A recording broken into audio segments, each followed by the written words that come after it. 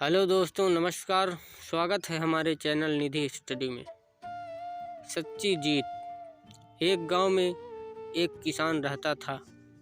उसका नाम था जगदीश। बहुत अभिमानी था। वह थोड़ी सी बात पर बिगड़कर लड़ाई कर लेता था। गांव के लोगों से सीधे मुंह बात ही नहीं करता था। ना तो किसी के घर जाता और ना रास्ते में मिलने पर किसी को प्रणाम करता था। गांव के किसान भी उसे अहंकारी समझकर उससे नहीं बोलते थे।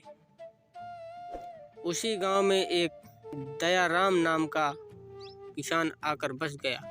वह बहुत सीधा और भला आदमी था। सबसे नम्रता से बात करता था। सबकी कुछ न कुछ सहायता किया करता था। सभी किसान उसका आदर करते थे और अपने कामों में उससे सलाह किया करते थे। गांव के किसान ने दयाराम से कहा, भाई दयाराम, तुम कभी जगदीश के घर मत जाना, उससे दूर ही रहना, वह बहुत झगड़ालू है। दयाराम ने हंसकर कहा, जगदीश ने मुझसे झगड़ा किया तो उसे मार ही दूंगा। दूसरे किसान भी हंस पड़े।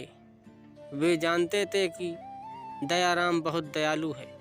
वह किसी को मारना तो दूर, किसी को गाली तक नहीं दे सकता।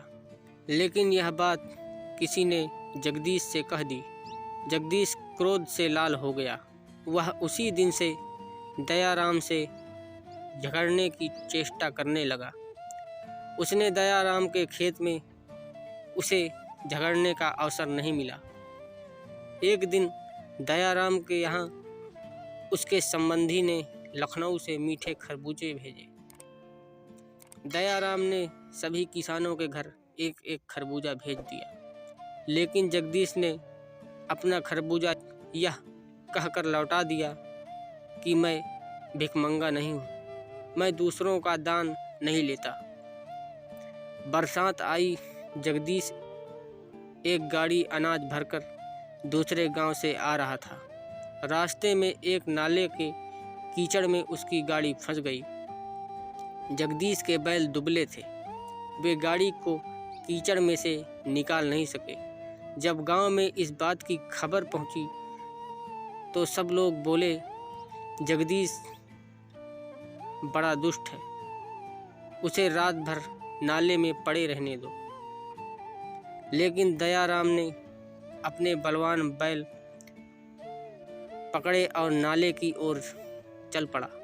लोगों ने उसे रोका और कहा, दयाराम, जगदीश ने तुम्हारी बहुत हानि की है। तुम तो कहते थे कि मुझसे लड़ेगा तो उसे मार ही दूंगा, फिर तुम आज उसकी सहायता करने क्यों जाते हो?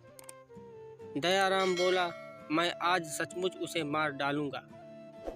तुम लोग सवेरे उसे देखना। जब जगदीश ने दयाराम को बैल लेकर आते देखा तो गर्व से बोला, तुम अपने बैल लेकर लौट जाओ, मुझे किसी की सहायता नहीं चाहिए।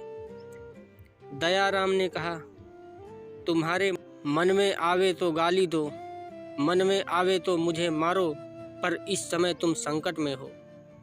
तुम्हारी गाड़ी फंसी है और रात होने वाली है। मैं तुम्हारी बात इस समय नहीं मान सकता।